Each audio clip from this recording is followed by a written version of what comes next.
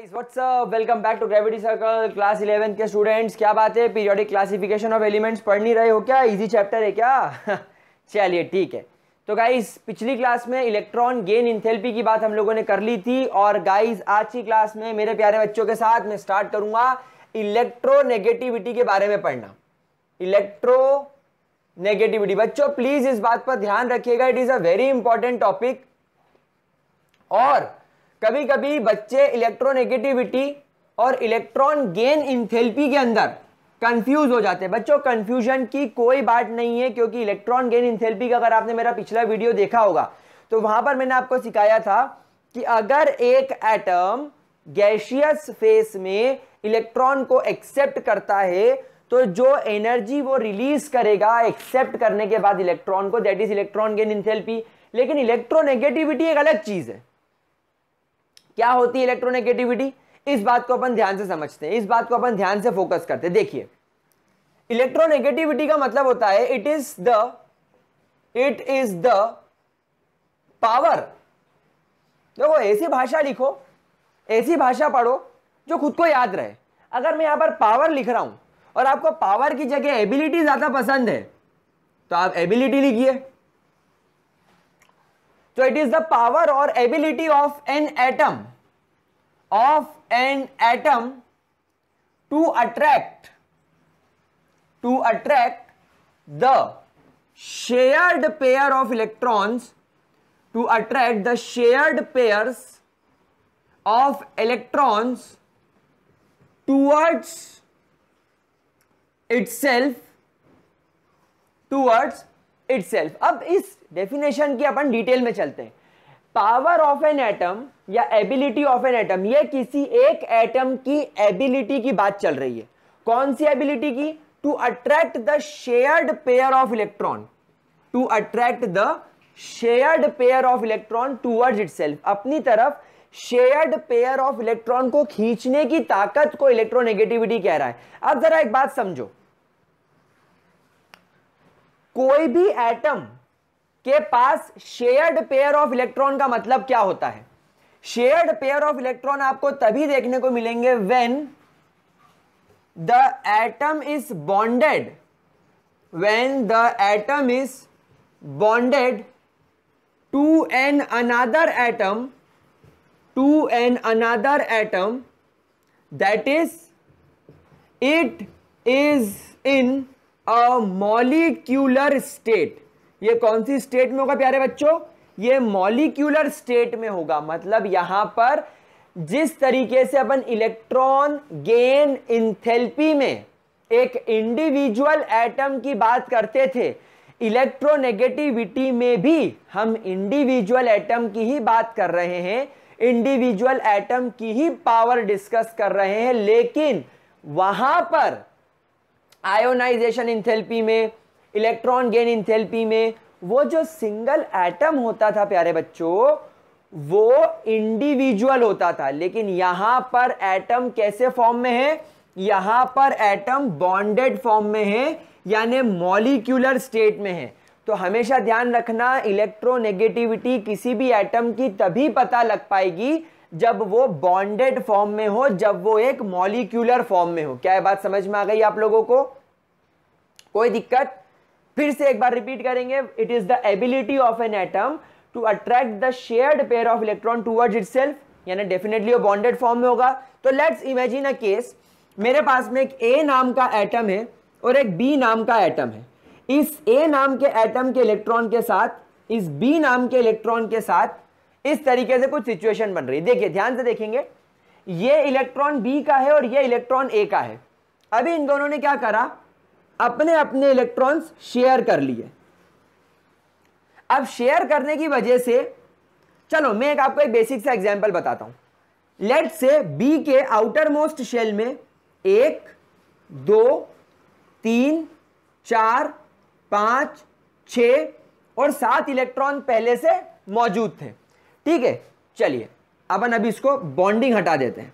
अभी आप ऐसा देखो, इसके पास अभी 1 2 3 4 5 6 और 7 इलेक्ट्रॉन्स पहले से मौजूद हैं, और ए के पास अभी सिर्फ एक ही इलेक्ट्रॉन है। अब ए के पास अगर एक इलेक्ट्रॉन है, मतलब ए का इलेक्ट्रॉनिक कॉन्फ़िगरेशन क्या होगा, 1s1। और हम लोग सब जानते हैं फर्स्ट शेल में मैक्सिमम 2 ही इलेक्ट्रॉन आ सकते हैं। We all know that in first shell यानी कि n इज इक्वल टू 1 में only 2 electrons can be accommodated. तो अब एक आप बात बताइए, चलिए आपको और इजी करने के लिए, आपकी इमेजिनेशन को और अच्छा करने के लिए मैं इसे हाइड्रोजन बना देता हूं और मैं इसे फ्लोरीन बना देता हूं। अब आपको यह क्लियर हो गया कि हाइड्रोजन के आउटर मोस्ट शेल में एक इलेक्ट्रॉन होता है और हाइड्रोजन का क्योंकि एक ही शेल होता है, इस एक शेल में मैक्सिमम आप 2 ही इलेक्ट्रॉन रख सकते हो। इसीलिए याद करो पीरियोडिक टेबल में आपने फर्स्ट पीरियड में 2 ही एलिमेंट्स रखे थे, हाइड्रोजन और हीलियम। फिर जैसे ही आप लिथियम पर गए थे तो उसमें 2 शेल हो गए थे, मतलब फर्स्ट शेल में 2 इलेक्ट्रॉन आ सकते हैं। तो अब हाइड्रोजन को अगर अपना शेल कंप्लीट करना है तो कितने इलेक्ट्रॉन की जरूरत है, 1। सिमिलरली फ्लोरीन के आउटर मोस्ट शेल में 7 इलेक्ट्रॉन है, इसका electronic configuration 1s2 2s2 2p5 है। इसको अपने आउटर मोस्ट शेल में इसका ऑक्टेट पूरा करने के लिए, मतलब इसके आउटर मोस्ट शेल में to complete 8 electrons, 1 electron is required। इसके लिए भी क्या है, 1 इलेक्ट्रॉन इज रिक्वायर्ड। दोनों के लिए क्या है, 1 इलेक्ट्रॉन इज रिक्वायर्ड। क्या इतनी चीज समझ में आ रही है? तो सिंपल सा हिसाब है, हाइड्रोजन और फ्लोरीन अपने अपने इलेक्ट्रॉन्स को शेयर कर लेंगे। अब आपको दिखेगा फ्लोरीन के आउटर मोस्ट शेल में 8 इलेक्ट्रॉन हो गए और अब आपको दिखेगा हाइड्रोजन के आउटर मोस्ट शेल में भी 2 इलेक्ट्रॉन हो गए, मतलब हाइड्रोजन का ड्यूप्लेट कंप्लीट हो गया। ड्यूप्लेट मतलब जिसके आउटर मोस्ट शेल में 2 इलेक्ट्रॉन भरपूर हो, और फ्लोरीन का ऑक्टेट कंप्लीट हो गया। क्या ये बात आप लोगों को समझ में आ रही है? तो इस प्रकार हाइड्रोजन और फ्लोरीन ने क्या करा, एक एक इलेक्ट्रॉन शेयर कर लिया। ठीक है, क्या ये आज तक बात समझ में आ रही है? नाउ अब एक बात हम लोग समझते हैं, मैं इसको वापस से रीड्रॉ करूंगा।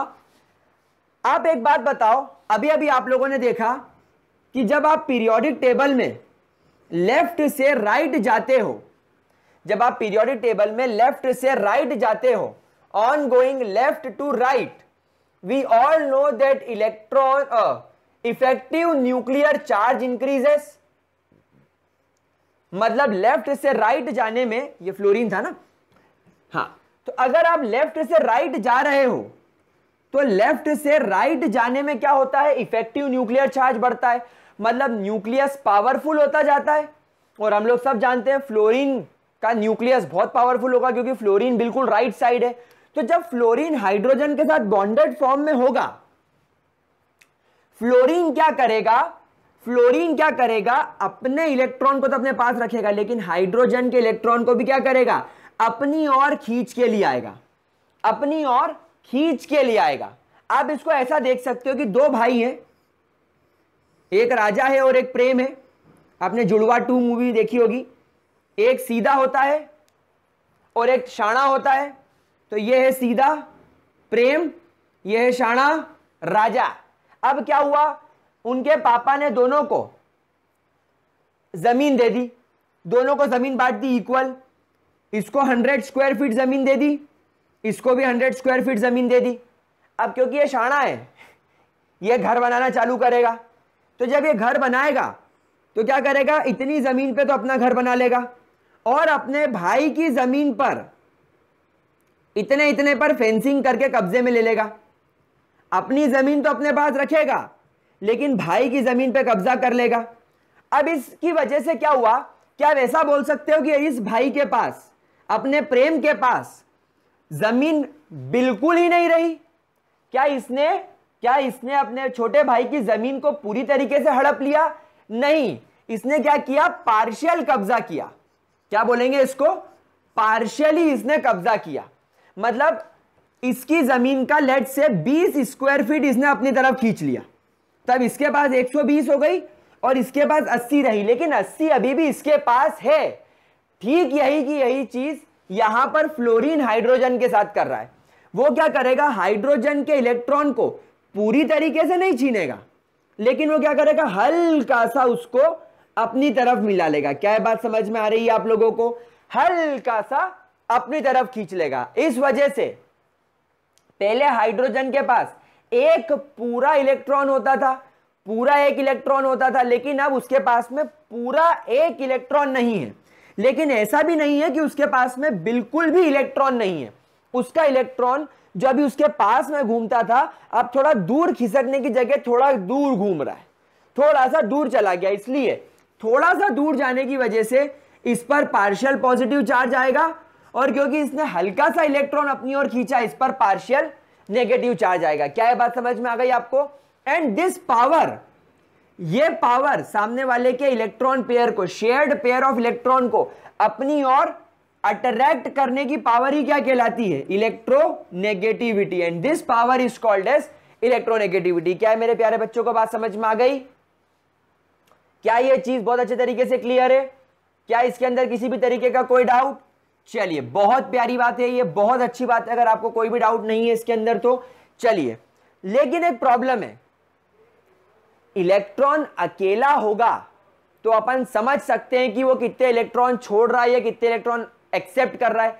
लेकिन बेटा बॉन्डेड फॉर्म में आप ये कभी पता नहीं लगा सकते कि वो इलेक्ट्रॉन कितना अट्रैक्ट कर रहा है, क्योंकि बॉन्डेड फॉर्म में क्या होता है, आपको एटम्स दिखते हैं एक्सरे लेने पे, लेकिन इलेक्ट्रॉन्स थोड़ी दिखते हैं। Electrons are very very small bodies जिनका मास नेग्लिजिबल है, तो वो कभी दिखाई नहीं देती।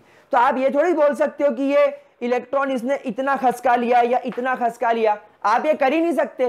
तो इसीलिए बोला जाता है कि electronegativity is not an experimental value. हमेशा ध्यान रखिएगा, electronegativity is never an experimental value. क्या बात समझ में आई? अच्छा, एक्सपेरिमेंटल वैल्यू नहीं है तो क्या आप इसे मेजर कर सकते हो? इसीलिए हम लोग यहां पर इसको और बेहतर तरीके से लिखेंगे, it is not an measurable value. भाई एक्सपेरिमेंट करके भी क्या कर लोगे? अगर आप इसे मेजर नहीं कर पाए तो एक्सपेरिमेंट करके भी क्या कर लोगे? अरे कुछ नहीं कर सकते। जब आप इसको मेजर ही नहीं कर पाए तो क्या करोगे? क्या बात आप लोगों को समझ में आ रही है? चलिए, बहुत प्यारी बात, बहुत अच्छी बात। लेकिन इसको मेजर करने के लिए कुछ साइंटिस्ट हैं हमारे पास में, इसको मेजर करने के लिए कुछ अलग अलग साइंटिस्ट ने क्या करी, कुछ अलग अलग स्केल्स बना ली। स्केल्स मतलब उन्होंने क्या करा, कुछ मैथमेटिकल कैलकुलेशन करे कि इसकी आयोनाइजेशन इंथैल्पी इतनी होगी, इलेक्ट्रॉन गेन इंथैल्पी इतनी होगी, तो इसको आप ऐसे इससे डिवाइड कर दो। मतलब बहुत सारी अलग अलग स्केल्स उन्होंने बनाई, अलग अलग उन्होंने मेजर करने के तरीके बनाए जो क्या थे, थियोरेटिकल थे। समझ पा रहे हो बात को? ठीक है, तो हमारे पास में कुछ अलग अलग स्केल्स होती है, जैसे पाउलिंग स्केल्स या पूलिंग स्केल्स, पता नहीं क्या क्या बोलते हैं। अपन इसको पॉलिंग स्केल पढ़ेंगे। एक पॉलिंग स्केल होती है हमारे पास में, एक हमारे पास में मिलिकेन स्केल होती है, मिलिकेन स्केल। फिर एक हमारे पास में आल्फ्रेड स्केल होती है। ऐसी अलग अलग अपने पास में स्केल्स होती है, लेकिन हमारा जो मेजर फोकस होना चाहिए वो कौन सी स्केल की तरफ है? दैट इज पॉलिंग्स स्केल, क्योंकि it is very easy to remember. इसीलिए हम लोगों का पूरा फोकस किस पे रहेगा? पॉलिंग स्केल पर रहेगा। ठीक है, चलिए, तो इतना समझने के बाद हम लोग पॉलिंग स्केल की तरफ चलते हैं और ये देखते हैं कि पॉलिंग स्केल क्या है। तो पॉलिंग्स ने क्या करा, सिंपल सा उन्होंने बोला कि देखिए आप एक काम कीजिए, आप पहले एलिमेंट्स लिखिए, lithium, beryllium, boron, carbon, nitrogen, oxygen और फ्लोरीन।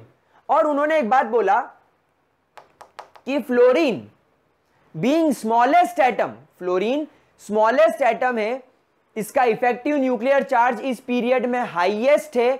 और क्योंकि आप जैसे जैसे पीरियोडिक टेबल में नीचे जाते हो, नंबर ऑफ शेल बढ़ता है, स्क्रीनिंग इफेक्ट बढ़ता है, न्यूक्लियस का न्यूक्लियर चार्ज पावरफुल होने के बाद भी काम नहीं कर पाता, तो इलेक्ट्रॉन को खींचने की पावर तो वैसे भी कम हो जाती है। तो इलेक्ट्रॉन को खींचने की बेस्ट पावर इन्हीं पीरियड के एलिमेंट्स के पास हो सकती है, लेकिन उसमें भी किसके पास होगी? जिसका साइज सबसे छोटा होगा, जिसका न्यूक्लियस सबसे पावरफुल होगा, जिसमें स्क्रीनिंग इफेक्ट सबसे कम होगा। और नो डाउट ये सारी क्वालिटीज आपके फ्लोरीन में है। एक अच्छा इलेक्ट्रोनेगेटिव एलिमेंट के पास क्या प्रॉपर्टी होनी चाहिए? एटॉमिक साइज छोटा होना चाहिए, इफेक्टिव न्यूक्लियर चार्ज हाईएस्ट होना चाहिए, स्क्रीनिंग इफेक्ट सबसे कम होना चाहिए, तभी वो इलेक्ट्रॉन को अपनी ओर खींच पाएगा। नीचे के एलिमेंट्स में नंबर ऑफ शेल बढ़ जाने की वजह से न्यूक्लियस कमजोर होता जाता है, न्यूक्लियस की पावर बढ़ने के बावजूद काम की नहीं रहती क्योंकि शील्डिंग इफेक्ट बढ़ जाता है। तो ये पीरियड बेस्ट है, और इस पीरियड में भी सबसे ज्यादा बेस्ट कौन है? फ्लोरीन। इसलिए उन्होंने क्या बोला कि फ्लोरीन की इलेक्ट्रोनेगेटिविटी आप दे दीजिए 4.0, इसकी कम कर दीजिए 3.5, 3, 2.5, 2, 1.5 एंड 1। इस तरीके से उन्होंने हमको इनकी इलेक्ट्रोनेगेटिविटी की वैल्यूज दे दी। क्या बात समझ में आ रही है आप लोगों को?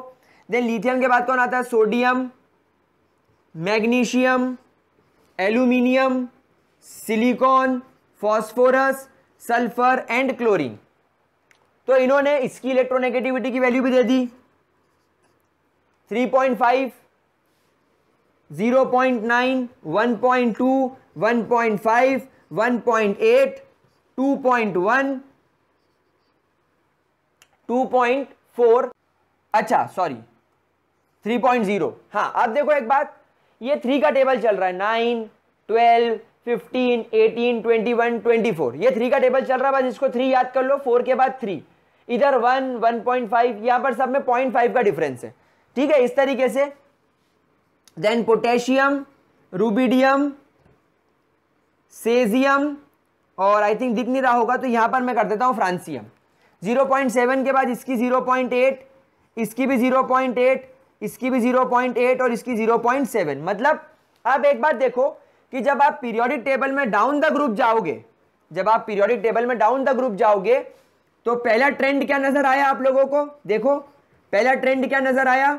On going down the group, on going down the group, यानी कि on going top to bottom, on going top to bottom electronegativity usually decreases. खैर यहां पर क्या है, क्योंकि ये सब मेटल्स हैं तो इतना कोई ज्यादा फर्क नहीं आ रहा, आपको इन तीनों की वैल्यू ऑलमोस्ट सेम दिख रही है, लेकिन आप लिथियम के मुकाबले फ्रांसियम को कंपेयर करोगे तो कम ही हो रही है।